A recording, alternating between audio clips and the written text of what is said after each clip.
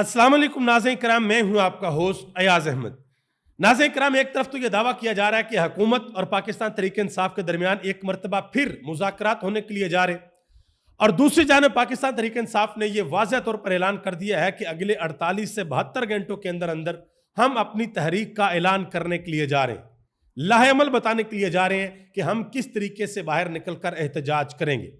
इसके अलावा एक बड़ा इंकशाफ किया है इमरान खान की बहन अलीमा खान ने उस दरख्वास्त के हवाले से जो अली अमीन गंडापुर ने इस्लामाबाद हाई कोर्ट के अंदर दायर की थी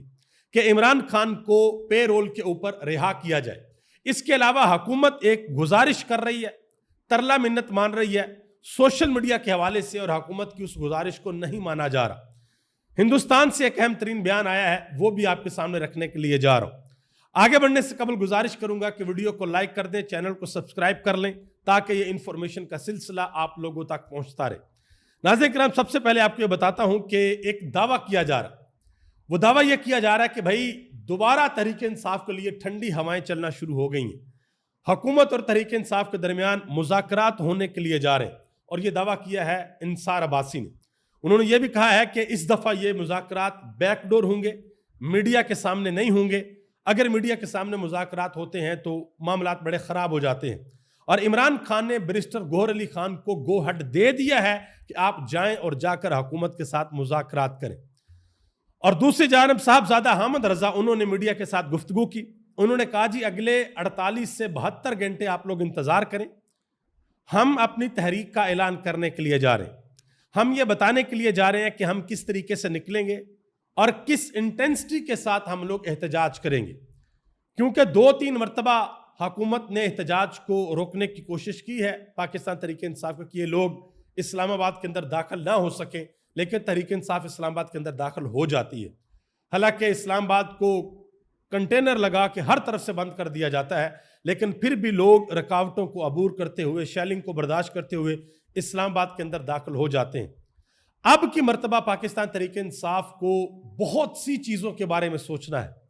उनको रुकावटों के बारे में भी सोचना है, उनको यह भी सोचना है कि जब हम इस्लामाबाद के अंदर एंटर होंगे तो तब हमारी क्या हिकमत अमली होगी। जब हम निकलेंगे खैबर पख्तूनख्वा से और पंजाब से लोगों को निकालेंगे, सिंध से निकालेंगे, कश्मीर से, गिलगित बल्तिस्तान से, हर जगह से लोगों को निकालेंगे तो कितनी बड़ी तादाद में लोगों को निकालेंगे।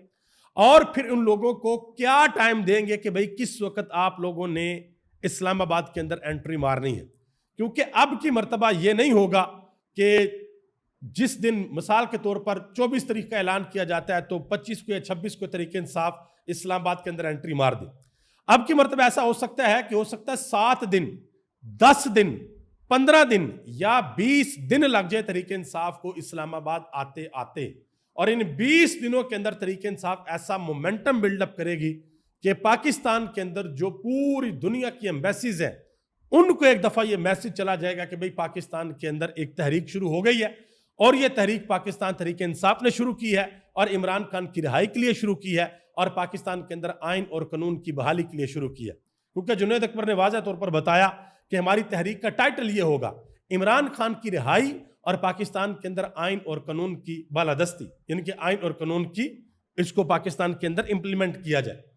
अब तहरीक इंसाफ को यह सोचना है कि इस्लामाबाद आने के बाद इन्होंने क्या करना है। लेट्स सपोज के डी चौक पहुंच जाते हैं, उसके बाद क्या करना है, वहां पर बैठना है, वहां पर क्या मुतालबात रखने हैं, किस तरीके से रखने हैं, ये सारी की सारी चीजें तहरीक इंसाफ इस वक्त सोच रही है। इस सिलसिले में एक अहम तरीन मीटिंग भी की है जुनैद अकबर ने खैबर पख्तूनख्वा के अंदर। उन्होंने सब सूबों से जो सदर है उनको बुलाया है और एक चीज पर इत्तफाक हो गया है कि भाई एहतजाज करना है और हर सूरत करना है। अब जो दूसरी चीज है उसके ऊपर अब वर्किंग हो रही है कि एहतजाज किस तरीके से करना है, लोगों को कैसे निकालना है। सलमान कमराजा ने अहम तरीन बात की है, उनसे सवाल पूछा गया कि अखबार के अंदर एक स्टोरी शाया हुई है कि जी मुज़ाकरात होने के लिए जा रहे हैं, तो इस पर सलमान कमराजा ने कहा है कि भाई अभी तक तो ऐसी किसी किस्म की कोई बात नहीं है, यानी कि अभी तक तो मेरे इल्म में कोई बात नहीं है कि हमारे उनके साथ कोई मुज़ाकरात होने के लिए जा रहे हैं। उन्होंने कहा कि एहतजाजी तहरीक आखिरी मरहला होगा, ये सलमान कमराजा ने कहा कि एहतजाजी तहरीक आखिरी मरहला होगा इस जद्दोजहद का जो हम जद्दोजहद कर रहे हैं। उन्होंने कहा कि हम कहते हैं कि निज़ाम इससे पहले होश के नाखुन ले, वरना फिर कौम निकल आएगी, फिर सड़कों और मैदानों के अंदर फैसले होंगे। یہ بات کی ہے سلمان اکمل راجہ نے۔ جنید اکبر خان نے بھی گفتگو کی ہے، انہوں نے کہا کہ حکومت ایک بار پھر ہمیں ٹرک کی بتی کے پیچھے لگا کر ہم سے احتجاج کا حق چھیننا چاہتی ہے، مگر میں نے چاروں صوبوں کے صدر سے بات کی ہے، ان کا بھی یہی کہنا ہے کہ احتجاج ہم نے کرنا ہے اور حال حال میں احتجاج ہوگا۔ ابھی تھوڑی دیر قبل بھی جنید اکبر نے گفتگو کی ہے میڈیا کے ساتھ، انہوں نے کہا جی اگر ایسے مذاکرات ہوتے ہیں کہ جن سے کوئی ریزلٹ نکلتا ہے،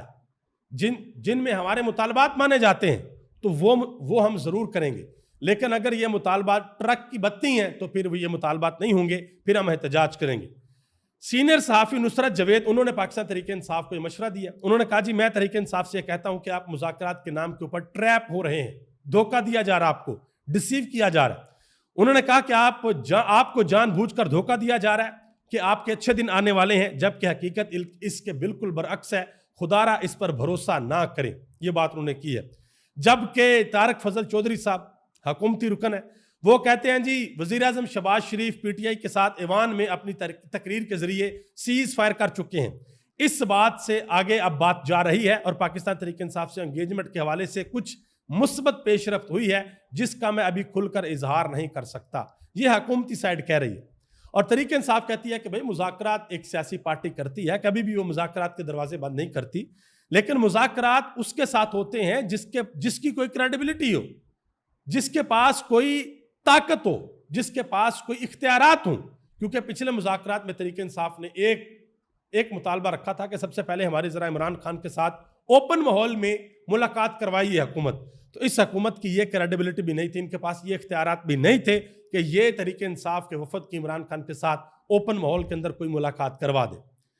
آگے آجائے جی علیمہ خان نے ایک بہت بڑا انکشاف کیا، انہوں نے کہا جی علی امین گنڈا پور نے پے رول کے اوپر عمران خان کی رہائی کے لیے اسلام آباد ہائی کورٹ کے اندر جو درخواست دی تھی، اس درخواست کے بارے میں بھی عمران خان کو نہیں پتا تھا، یعنی کہ عمران خان کی رہائی کروائی جا رہی ہے پے رول کے اوپر، اور عمران خان کو نہیں بتایا ہوا تھا کہ باہر ہم یہ کام کرنے کے لیے جا رہے ہیں۔ ایک اور اہم ترین اور بڑی خبر ہے سپریم کورٹ آف پاکستان سے، مخصوص نشستوں کا کیس آپ کو پتہ لگا ہوا ہے، وہاں پر سنی اتحاد کونسل کے جو وکیل ہیں فیصل صدیقی صاحب، انہوں نے 3 درخواستیں دائر کر دی ہیں۔ پہلے نمبر انہوں نے کہا ہے کہ جی یہ جو اپیلیں ہیں ان کی سماعت لائیو کی جائے، پوری قوم سنے کہ کیا باتیں کی جا رہی ہیں۔ دوسرے نمبر پہ انہوں نے کہا کہ جو فیصلہ لکھا تھا جسٹس منصور علی شاہ نے اور ان کے ساتھ جو ججز شامل تھے وہ اس بینچ کا حصہ نہیں ہے، یہ بھی درخواست انہوں نے دائر کیا ہے کہ ان کو شامل کیا جائے۔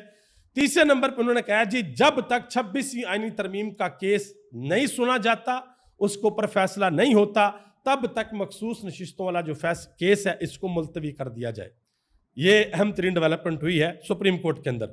شیخ وقاص اکرم پاکستان تحریک انصاف کی جانب سے انہوں نے ایک پریس کانفرنس کی ہے، انہوں نے کہا جی لفظ مودی نون لیگ کے افیشل اکاؤنٹ سے صرف 2 مرتبہ ٹویٹ ہوا جس کے ویوز 10,000 تھے، جبکہ لفظ مودی تحریک انصاف کے افیشل اکاؤنٹ سے 45 مرتبہ استعمال ہوا اور اس کے ویوز 3.5 ملین سے زائد تھے۔ یہ افیشل کا ڈیٹا ہے۔ انہوں نے کہا کہ یہ وہ لوگ ہیں جو یہ دعویٰ کرتے ہیں کہ نواز شریف نے آپریشن سارے کا سارا ڈیزائن کیا۔ اس حوالے سے پارس جہاں زیب نے بھی گفتگو کی، انہوں نے جواب دیا عظمیٰ بخاری صاحبہ کو، انہوں نے کہا تھا نا جی سارے کا سارا آپریشن جو ہے یہ ڈیزائن کیا نواز شریف نے۔ انہوں نے کہا جی نواز شریف صاحب جو ہے وہ جنگی پلان ڈیزائن نہیں کر سکتے، بلکہ جو پلان وہ ڈیزائن کرتے ہیں وہ لنڈن فلیٹ کا پلان ہوتا ہے، پراپرٹی پلان ہوتے ہیں جو وہ ڈیزائن کر سکتے ہیں، اور کوئی پلان وہ ڈیزائن نہیں کر سکتے۔ اور آپ یقین کریں کہ سوشل میڈیا کے اوپر میمز کا طوفان ہے، لوگ یہاں تک باتیں کر رہے ہیں کہ بھائی میاں محمد نواز شریف اور یوکرین کا آپس میں رابطہ ہو گیا۔ یوکرین والے کہہ رہے ہیں کہ میاں صاحب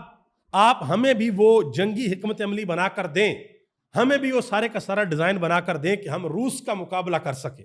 اور جب روس کو پتا چلا کہ بھائی یوکرین اور میاں محمد نواز شریف صاحب کا آپس میں رابطہ ہو گیا تو روس کے اندر کھلبلی مچ گئی ہے کہ بھائی اب کچھ ہونے کے لیے جا رہا ہے۔ یہاں تک لوگ میمز بنا رہے۔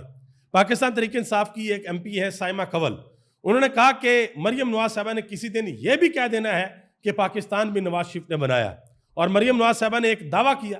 انہوں نے کہا جی JF-17 تھنڈر جو ہے وہ نواز شریف نے بنایا اور JF-17 تھنڈر نے رافیل کو مار گرایا۔ حالانکہ دنیا کا بچہ جانتا ہے کہ رافیل کو JF-17 تھنڈر نے نہیں بلکہ J-10C چائنا کا طیارہ ہے جو ہم نے ان سے لیا ہوا ہے، اس نے اس کو مار گرایا ہے۔ اور عمران خان کے دور حکومت کے اندر ہم نے وہ طیارے چائنا سے خریدے تھے۔ لیکن ہر جگہ پر اپنے آپ کو کریڈٹ دینے کی عادت ہے تو وہاں پر پھر چیزیں جو ہے وہ ذرا مس کیلکولیٹ ہو جاتی ہیں۔ جاوید چودھری نے ایک بات کیا نواز شریف کے حوالے سے، انہوں نے کہا جی نواز شریف کی سیاسی طور پر بالکل موت ہو چکی ہے۔ انہوں نے کہا کہ اب وہ بڑے بھائی اور والدین کی حیثیت سے رہ گئے ہیں۔ انہوں نے کہا کہ نواز شریف نے مودی کے خلاف ایک لفظ نہیں بولا، نون لیگ والے بھی پرفارم نہیں کر سکے، یہ ڈرے ہوئے تھے کہ کہیں مودی کے ساتھ بیٹھنا ہی نہ پڑ جائے۔ اس کے علاوہ ایک سوال پوچھا منصور علی خان نے خواجہ آصف سے کہ بھائی کیوں نہیں نواز شریف صاحب بولے، تو خواجہ آصف کا ذرا جواب سنیے گا اور پھر آپ نے تالیاں ضرور مارنی ہیں خواجہ آصف کے جواب کے اوپر، کیونکہ بڑا زبردست قسم کا جواب دیا۔ انہوں نے کہا جی اگر میاں محمد نواز شریف صاحب بولتے، اگر وہ مودی کا نام لیتے تو وہ مریم نواز کو اور شہباز شریف کو اوور شیڈو کر جاتے، یعنی کہ مریم نواز اور شہباز شریف کی کارکردگی میاں محمد نواز شریف کے بیان تلے دب جاتی، مطلب کوئی سینس نہیں بنتی۔ اگر دب جانی تھی تو ان کی وہ کون سی کارکردگی ہے جو انہوں نے دکھائی ہے؟ میاں محمد نواز شریف نے بیان نہیں دیا تو مریم نواز نے اور شہباز شریف نے کون سی کارکردگی دکھائی ہے؟ آپ یقین کریں کہ اس قوم کے سینے فخر سے چوڑے ہیں اپنی فورسز کی وجہ سے، اپنی ایئر فورس کی وجہ سے، اسپیشلی اپنے پائلٹس کی وجہ سے، لیکن اس قوم کے سینوں کے اندر غم ہے کہ کاش ہمارا وزیر اعظم للکارتا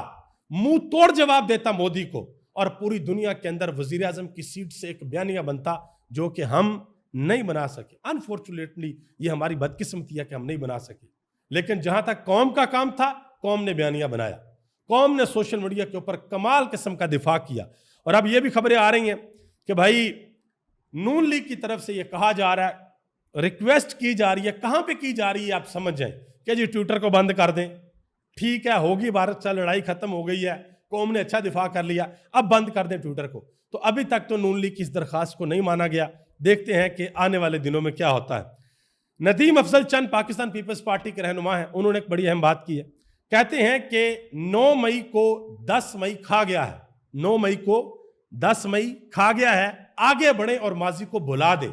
انہوں نے کہا کہ اسٹیبلشمنٹ کو چاہیے کہ کسی سیاسی جماعت کے ساتھ کھڑے ہونے کی بجائے اب قوم کے ساتھ کھڑے ہو جائے، یعنی کہ اس کے ساتھ کھڑے ہوں جہاں پر قوم کھڑی ہے۔ ایک بڑی اہم ترین بات نجم سیٹھی نے بھی کی ہے، انہوں نے کہا جی مودی اپنی ریپوٹیشن کو بچانے کے لیے، اپنی ساکھ کو بچانے کے لیے پاکستان کے اوپر دوبارہ حملہ کر سکتا ہے۔ انہوں نے کہا کہ بھارت کی عوام کے اندر بہت غصہ ہے اور بھارتی عوام یہ کہہ رہی ہے کہ مودی ناکام ہو گیا ہے، اور اس ناکامی کو کامیابی کے اندر بدلنے کا ایک ہی طریقہ ہے کہ بھارت دوبارہ ایک دفعہ پاکستان کے اوپر حملہ کرے اور اپنی عوام کو یہ دکھائے کہ ہم نے پاکستان کے کوئی 15 جہاز مار گرائے۔